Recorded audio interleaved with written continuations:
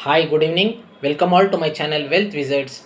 This is Jagadish Chandran sharing the market outlook and technical view. Let's look at the Friday's price action. Nifty opens gap down, attempts a bounce back, witnesses price rejection or selling pressure and manages to close below 19,250 zones, below 19,250 which was holding in recent days. Bears tightening their grip and will be super active below 19,200 levels. Sustaining below 19,200 can invite selling pressure which could lead towards 18,800, 18,600 zones. Bank Nifty price action indicates supports at 43,600, 43,300.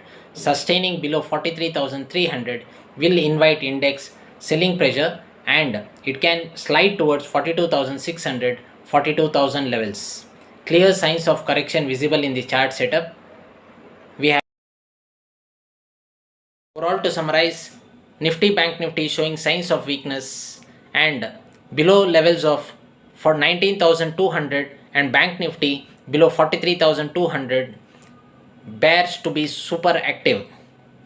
It's time to take risk management, money management and trade management and use strict stop losses and trailing stop losses for capital protection and trade management. Thank you. If you like the video, do like, share, subscribe our channel for more market updates.